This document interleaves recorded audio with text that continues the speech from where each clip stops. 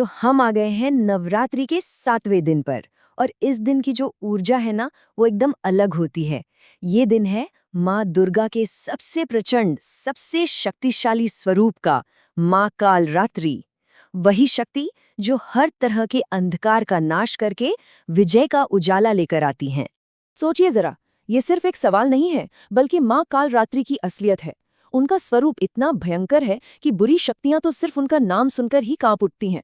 लेकिन उनके इस डरावने रूप के पीछे एक बहुत गहरा रहस्य और ढेर सारी करुणा छिपी हुई है। और यही तो सबसे हैरान करने वाली बात है। सोचिए, इतने उग्र और विनाशक रूप के बावजूद उनका एक नाम शुभंकारी भी है। मतलब शुभ करने वाली, मंगल करने वाली। अब ये कैसा विरोधाभास है ना? एक तरफ वो काल का संहार कर रही हैं और दूसरी तरफ अपने भक्तों के लिए एक ममतामयी माँ है। चलिए इस पहेली को सुलझाते हैं। तो सवाल ये है कि आखिर उन्हें इतना भयानक रूप लेना ही क्यों पड़ा? देखिए, इसका जवाब एक बहुत ही दिलचस्प कहानी में छिपा है।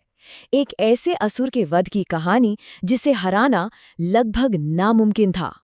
तो हुआ कुछ यूं कि शुंभ, निशुंभ और रक्त बीज नाम के असुरों ने तीनों लोकों में आतंक मचा रखा था।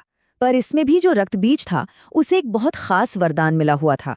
वरदान ये था कि उसके खून की एक भी बूंद अगर जमीन पर गिर गई तो उससे एक और रक्त बीज पैदा हो जाएगा। अब बताइए, ऐसे असुर को भला कौन हरा सकता था? तब जाकर माँ दुर्गा ने अपने तेज से माँ काल रात्रि को प्रकट किया। और माँ ने जब रक्त बीज को मारा तो उसका सारा खून जमीन पर गिरने से पहले ही पी लिया। और बस इस तरह उस अजेय राक्षस का अंत हुआ।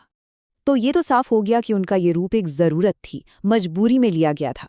लेकिन उनके स्वरूप का हर एक हिस्सा, चाहे वो उनका रंग हो, उनकी आंखें हों या उनकी सांसें, हर चीज का एक बहुत गहरा मतलब है। चलिए इसको डिकोड करते हैं।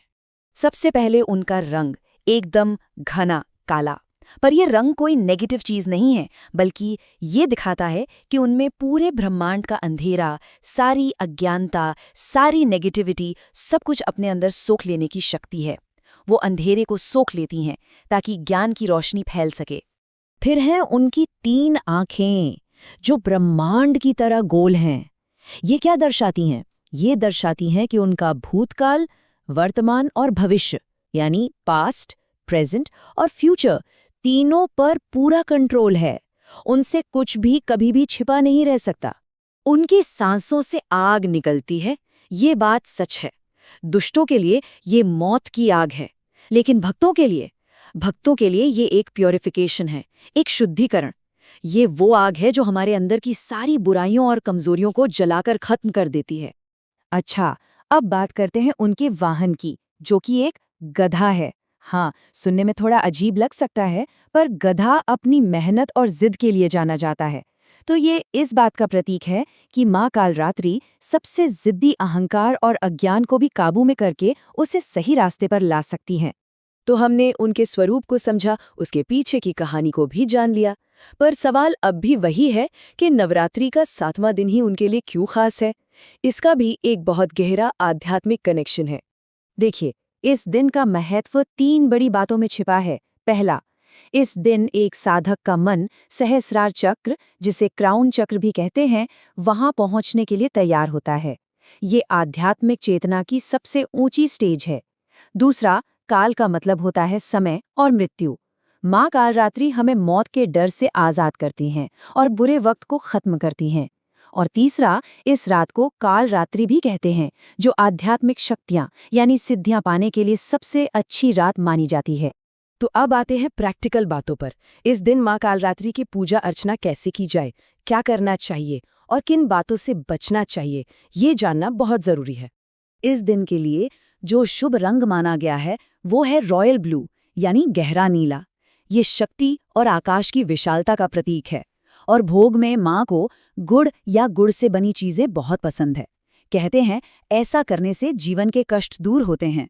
और एक बात हमेशा याद रखनी चाहिए कि भक्ति सिर्फ पूजा पाठ तक सीमित नहीं है, ये हमारे व्यवहार में भी दिखनी चाहिए। तो इस दिन क्या करें? हो सके तो देर रात निशा पूजा करें। अपने अंदर के डरों को जीतने का संकल्प लें और अपनी ताकत का इस्तेमाल कमजोरों की मदद के लिए करें। और क्या नहीं करना चाहिए? सबसे जरूरी, उनके रूप से बिल्कुल न डरें, क्योंकि वो शुभंकारी हैं, वो भलाई करने वाली हैं। किसी का बुरा ना सोचें और अंधेरे से घबराने के बजाय उसे माँ का ही एक रूप मानकर स्वीकार करें। तो आखिर में माँ कालरात्रि का ये प्रचंड स्वरूप हमें एक ही बड़ी बात सिखाता है कि जीवन के सबसे घने अंधेरे के बाद ही ज्ञान और जीत का सवेरा होता है। उनकी पूजा सिर्फ एक रस्म नहीं है, बल्कि अपने अंदर के डर, अज्ञान और हर तरह की नेगेटिविटी को जीतने का एक प्रतीक है। तो क्यों ना इस नवरात्रि हम सब ये सोचें कि हमारी जिंदगी में ऐसा कौन सा अंधेरा है जिसे माँ कालरात्रि का ज्ञान अपनी रोशनी से दूर कर सकता है।